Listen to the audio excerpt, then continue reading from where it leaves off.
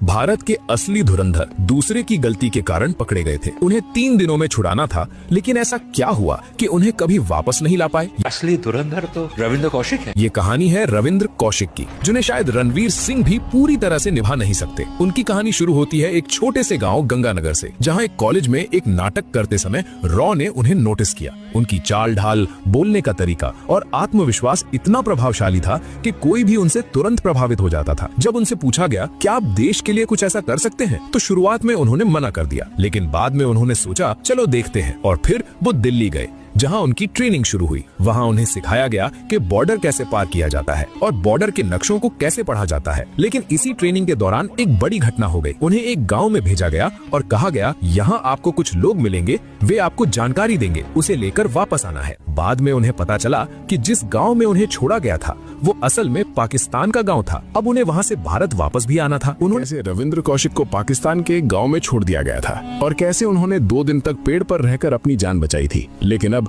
असली मिशन शुरू होता है। रविंद्र कौशिक उस गांव से जरूरी जानकारी हासिल कर लेते हैं और फिर बारी आती है भारत वापस लौटने की। वो बॉर्डर की तरफ बढ़ते हैं, लेकिन रास्ता आसान नहीं था। सीमा पर बॉर्डर सिक्योरिटी फोर्स के जवान पेट्रोलिंग कर रहे थे, लेकिन रविंद्र को ट्रेनिंग में जो खास तरीके सिखाए गए थे वो उनका इस्तेमाल करते हैं और आखिरकार वो बॉर्डर पार करके भारत लौट आते हैं। भारत पहुंचते ही वो सीधे रॉ के ऑफिस जाते हैं और गुस्से में कहते हैं ये क्या था। तभी रॉ का एक अधिकारी उनसे कहता है दुनिया में आज तक जो कोई नहीं कर पाया वो तुमने कर दिखाया है। तुम में वो काबिलियत है जिससे तुम कुछ भी कर सकते हो। यहीं से शुरू होता है उनका सबसे खतरनाक सफर। उन्हें एक ऑपरेशन के तहत अबू धाबी भेजा जाता है। वहां से वो अफगानिस्तान पहुंचते हैं, जहां उन्हें एक बड़ा सुराग मिलता है। पता चलता है कि पाकिस्तान यूरेनियम मंगवा रहा है, यानी साफ था पाकिस्तान न्यूक्लियर बम बनाने की तैयारी कर रहा था। इसके बाद रविंद्र कौशिक को पाकिस्तान भेजा जाता है। इस बार एक नई पहचान के साथ उनका नाम रखा जाता है। पार्ट 2 में आपने देखा कि कैसे भारत के असली धुरंधर रविंद्र कौशिक पाकिस्तान की धरती तक पहुंच जाते हैं, लेकिन वहां पहुंचते ही एक बड़ी समस्या खड़ी हो जाती है। इसका कारण था कि उन्होंने लॉ कॉलेज में एक प्ले ग्रुप बना लिया था और उनके ग्रुप बनाने और उनके एक्ट को देखकर कई लोगों को उन पर शक होने लगा। लोग सोचने लगे कोई इंसान अचानक इतना अच्छा अभिनय कैसे कर सकता है। लेकिन यहाँ भी रविंद्र कौशिक अपना दिमाग लगाते हैं और उसी प्ले ग्रुप में पाकिस्तान के प्रति देशभक्ति दिखाने लगते हैं, जिससे लोगों का ध्यान भटक जाता है और जो लोग पहले उन पर शक कर रहे थे वही अब उन पर गर्व करने लगते हैं। लॉ कॉलेज में एडमिशन लेने का मकसद भी यही था, क्योंकि वहाँ पाकिस्तान आर्मी ऑफिसर्स के बच्चे पढ़ते थे, ताकि उनके संपर्क में आकर वो ऊपर तक पहुँच सके। फिर ऑफिसर्स के करीब आने के लिए उन्होंने सरकारी दफ्तर में अकाउंट्स का काम करना शुरू किया। वहाँ एक अधिकारी अक्सर आया करते थे, नबी अहमद यानी रविंद्र कौशिक। उन्हें पिता की तरह ट्रीट करते थे। इस वजह से उस अधिकारी को भी अच्छा लगने लगा, क्योंकि उनका कोई बेटा नहीं था। एक दिन वो अधिकारी उन्हें अपने घर बुलाते हैं और खाने के दौरान अचानक वो रविंद्र के सिर पर बंदूक लगा देते हैं। अब रविंद्र कौशिक को लगा कि अब वो पकड़े। रविंद्र कौशिक के सिर पर बंदूक लगा दी थी।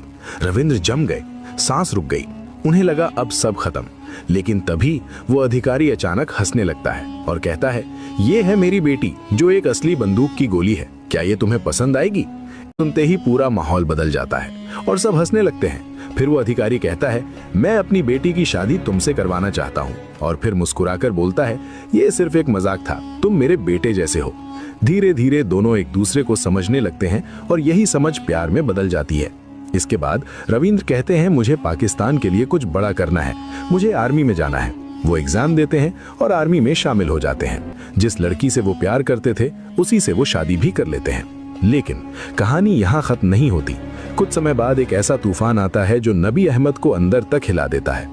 हुआ यूं कि भारत के एक प्रधानमंत्री ने जियाउल हक से बात करते हुए कह दिया तुम पाकिस्तान में क्या कर रहे हो। कि जब हमारे एक प्रधानमंत्री ने जियाउल हक को बात बताई तो कैसे जियाउल हक ने सभी रॉ एजेंट्स को तड़पा तड़पा कर मरवा दिया। अब जब बात रविंद्र कौशिक पर आई तो कहा जाता है कि खुद को बचाने के लिए उन्हें 1-2 भारतीय एजेंट्स को मारना पड़ा, क्योंकि वो पाकिस्तान आर्मी में थे तो उन पर शक न जाए। लेकिन वो अंदर ही अंदर काफी दुखी थे। उन्होंने भारत को संदेश भेजा मुझे यहाँ से निकालो, क्योंकि अब यहाँ रहना खतरे से खाली नहीं है। तब उस प्रधानमंत्री की सरकार जा चुकी थी और इंदिरा गांधी वापस आ चुकी थी। भारत की तरफ से जवाब भी आया हम तुम्हें किसी दूसरे देश में भेज देंगे। लेकिन जब उनके पास संदेश पहुंचा तो उसमें सिर्फ उनका अकेले का ही नाम था। उन्होंने कहा अगर मुझे पाकिस्तान से निकलना है तो मैं अपनी फैमिली के साथ ही जाऊंगा, मैं अकेला कहीं नहीं जाऊंगा, वरना ये लोग मेरी फैमिली को मार देंगे। लेकिन तब भारत के एक एजेंट इनायत को सिर्फ जानकारी जानकारी लेने के लिए पाकिस्तान भेजा गया। उसे रविंद्र कौशिक का नाम नहीं बताया गया, सिर्फ एक फोटो दिखाई गई और कहा गया इसे अच्छे से याद कर लो, तुम्हें इसी इंसान से मिलना है। उसे वो फोटो भी नहीं दी गई, सिर्फ मिलने की जगह बता दी गई। लेकिन जब इनायत वहां पहुंचा तो उस जगह पर पहले से ही दुश्मन एजेंट मौजूद थे और इनायत को पकड़ लिया गया। पूछताछ में इनायत सब कुछ बता देता है कि भारतीय एजेंट कैसे इनायत ने पाकिस्तानी एजेंट्स को सब कुछ बता दिया। अब कहानी अपने सबसे खतरनाक मोड़ पर पहुंच चुकी है। जैसे ही शक होता है सभी एजेंट्स सीधे नबी अहमद को पकड़ने पहुंचते हैं। लेकिन रविंद्र कौशिक भी कोई आम इंसान नहीं थे। वो उन्हें घूरते हैं और गुस्से में कहते हैं, आप मुझे इंडिया का एजेंट कैसे बता सकते हो? I am army officer. ये देखो, ये है मेरा Pakistani ID. First do your homework properly. उनकी आवाज में इतना कॉन्फिडेंस था कि सामने खड़े लोग भी एक पल के लिए चुप हो जाते हैं और फिर वो वहाँ से निकल जाते हैं। उधर इनायत से लगातार पूछताछ होती है। वो बार बार एक ही बात दोहराता है, यही वो आदमी है। लेकिन अधिकारी मानने को तैयार नहीं थे। ये हमारे मेजर साहब हैं, ये नहीं हो सकते। लेकिन जब एक ही बात बार बार दोहराई जाती है तो शक पैदा होना शुरू हो जाता है। धीरे धीरे उन्हें भी लगने लगता है कि शायद इनायत सच बोल रहा है और फिर इस बार वो पूरी तैयारी के साथ रविंद्र कौशिक को पकड़ने निकलते हैं। अब रविंद्र को भी समझ आ चुका था कि इस बार उनका खेल खत्म हो चुका है। आखिरकार उन्हें पकड़ लिया जाता है। लेकिन इसके बाद रविंद्र कौशिक जो करते हैं वो शायद आप और मैं कभी नहीं कर सकते। पार्ट 7 देखने के लिए फॉलो करना।